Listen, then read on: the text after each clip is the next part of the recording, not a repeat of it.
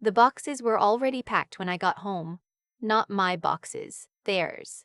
My sister's winter clothes, her extra shoes, 3 garbage bags of God knows what. All of it staged in the hallway outside my bedroom door like an eviction notice written in cardboard. I stood there in my coat, keys still in my hand, and the thing I remember most is how quiet the house was. Like everyone had already rehearsed what was about to happen, and I was the only one who hadn't seen the script.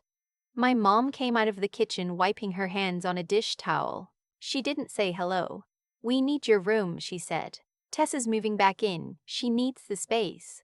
My sister Tessa is 2 years younger than me and has spent the better part of her 20s moving in and out of the house every time a relationship ends. This was the 4th time. Each time, something of mine got smaller. My closet space, my shelf in the bathroom, the amount of hot water left when I got up at 6 in the morning. "Where am I supposed to go?" I asked. My dad appeared in the doorway to the living room. He had the look he gets when he's already decided something and doesn't want to hear a response. "You're 29 years old," he said. "Figure it out. Your sister needs stability right now." I want to be clear about something because I've told this story to a few people and the first thing they always ask is why I was still living there in the first place.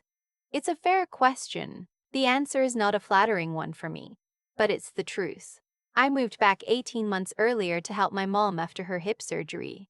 She needed someone to drive her to appointments, handle the insurance calls, manage her medication schedule.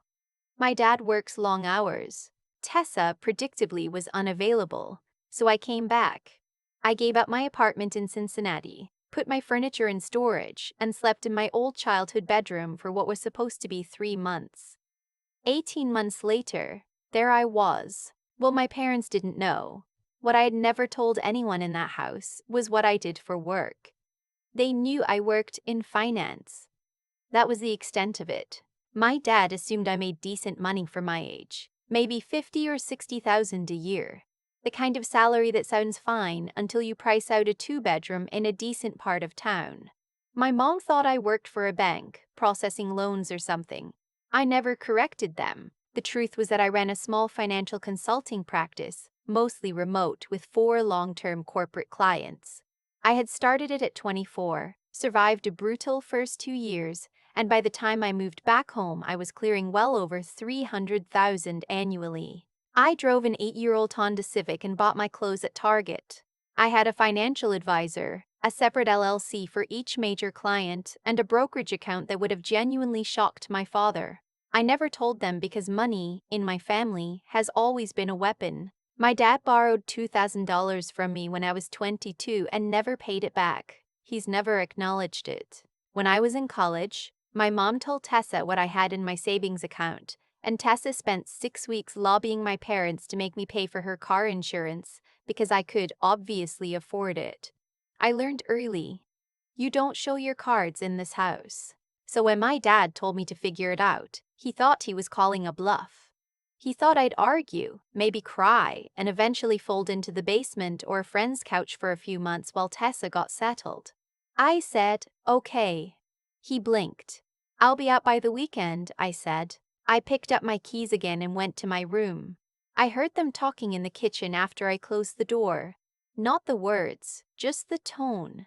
That slightly surprised, slightly satisfied murmur of people who got what they wanted without as much of a fight as they expected. I sat on the edge of my bed and looked at the wall for a while. I wasn't sad exactly. I was tired.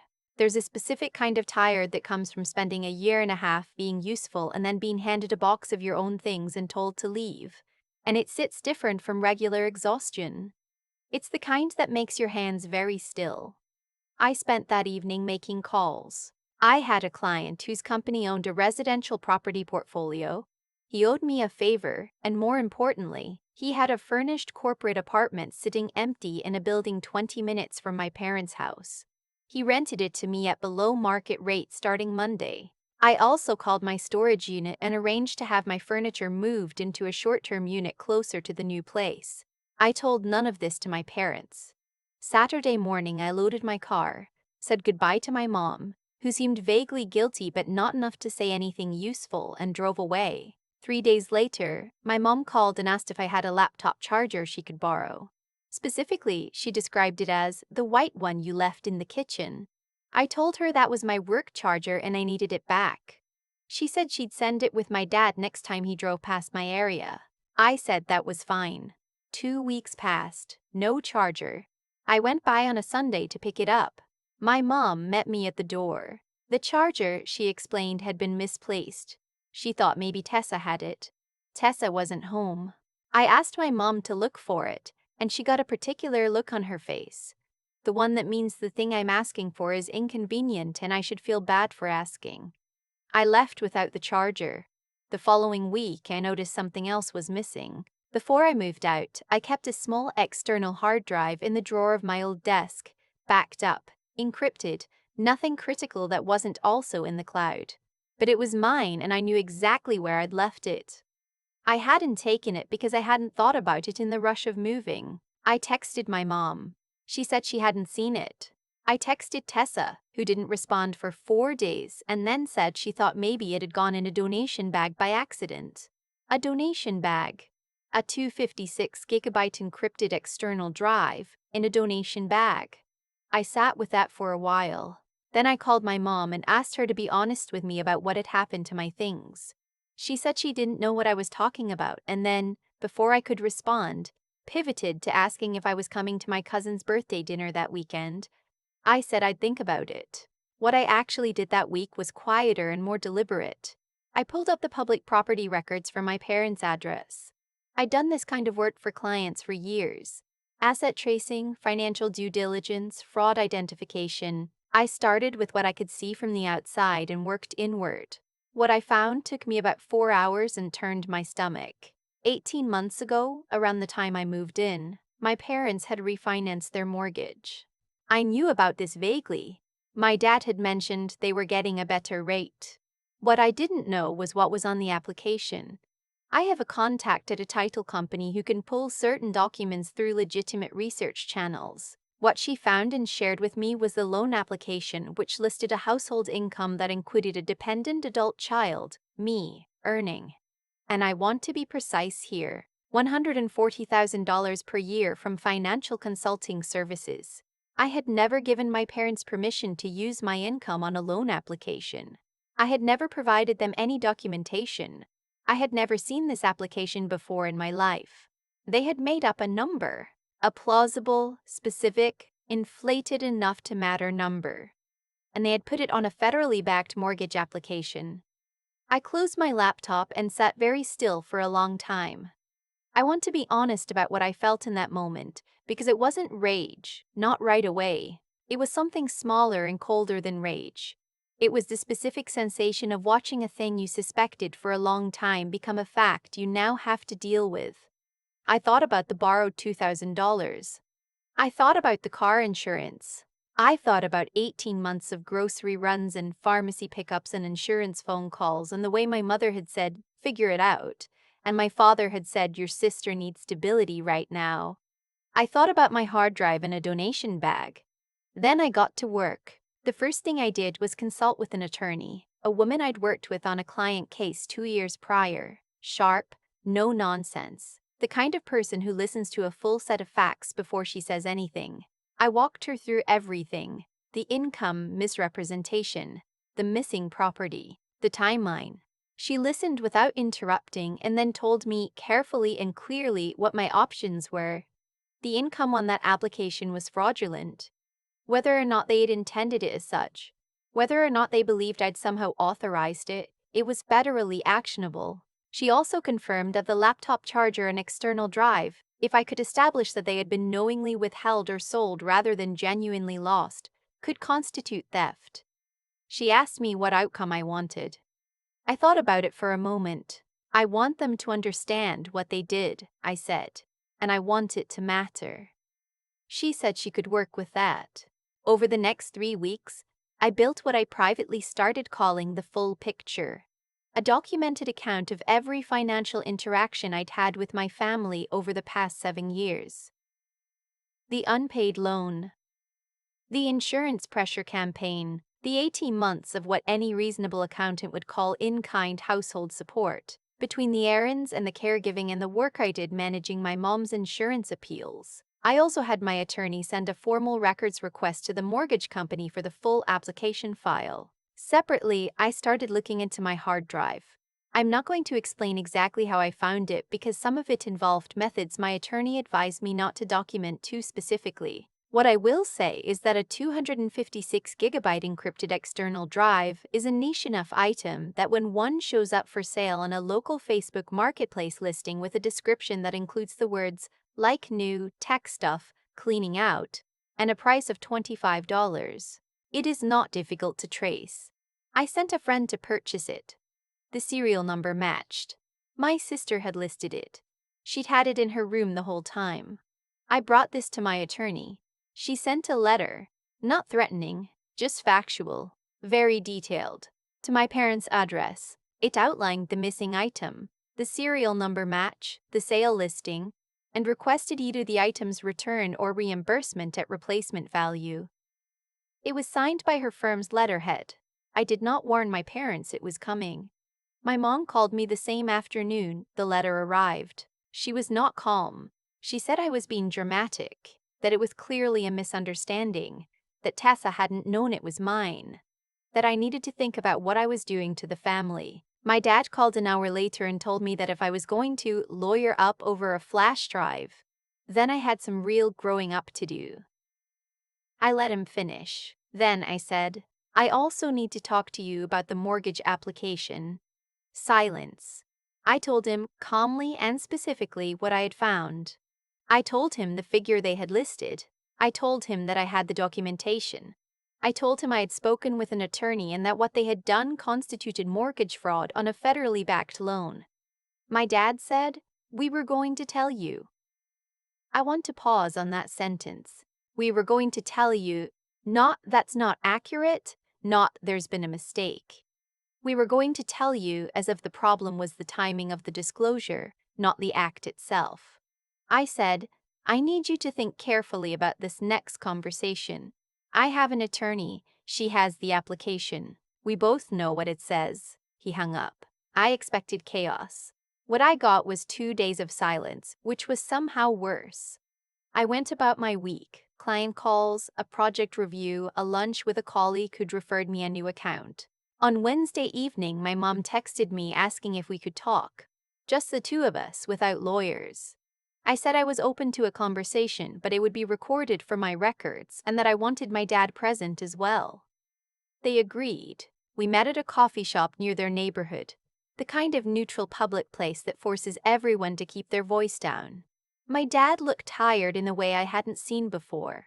My mom kept folding and unfolding the paper sleeve of her cup. I had a folder. One folder, 2 inches thick. I put it on the table but didn't open it. My dad started by saying that they'd made a mistake on the application. He said they thought I had agreed, that there had been a miscommunication, that they'd assumed since I was living there and helping the family I would be contributing officially. I asked him to show me the communication where I agreed. He didn't have one. My mom said that they were sorry, that things had gotten out of hand, that they hoped we could work through it as a family. I said, I'm willing to resolve this outside of any formal filing, but there are conditions. What I asked for was not punitive. My attorney had helped me land on a number reimbursement for the external drive at replacement value, plus reimbursement for the $2,000 from years ago plus simple interest, plus a signed letter acknowledging that they had included my financial information on a loan application without my consent. No admission of criminal intent, just a clear, factual acknowledgement. My dad started to argue. I opened the folder. I didn't need to say anything. He looked at the first page, a clean, printed summary of the loan application data, my actual income documentation from the year in question, and a clear comparison showing the discrepancy, and he stopped talking. We sat there for a while. My mom said very quietly, we didn't know you were doing that well. I know, I said. That was the point. My dad asked how we would handle this going forward. I told him we would handle it through our attorneys, professionally, and that once the reimbursement was complete and the letter was signed, I had no interest in pursuing anything further. I told him I also had no interest in pretending none of it had happened. They signed the letters 3 weeks later. The reimbursement came in 2 separate checks. My dad's handwriting on the memo line said loan repayment and property return. I don't know if he wrote that for his own record or for mine. Either way, I deposited them and forwarded copies to my attorney. I haven't been back to their house since the coffee shop. I hear from my mom occasionally, a text on my birthday, a forwarded photo of my cousin's new baby. My dad hasn't reached out directly. My sister called once, 3 months after everything concluded, and said she was sorry about the hard drive, that she genuinely hadn't known it was mine, that she'd found it loose in a box. I listened to all of it and said I appreciated her calling. I don't know if it was true. I've decided it doesn't matter. What I know is this.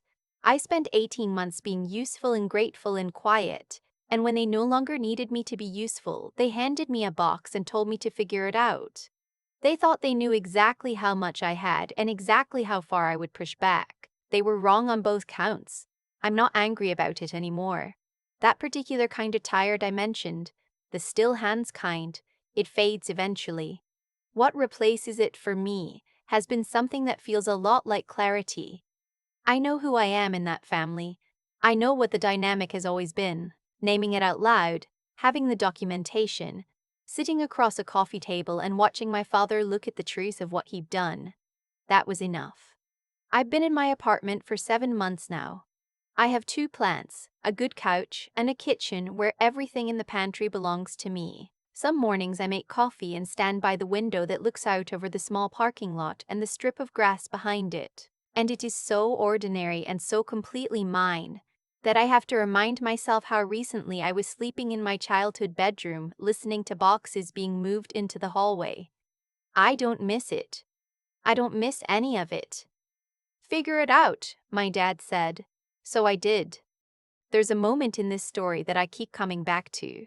Not the coffee shop, not the signed letter, not even finding my hard drive listed for $25 on Marketplace. It's the moment I sat on the edge of my bed after my dad said, "Figure it out," and my hands went completely still.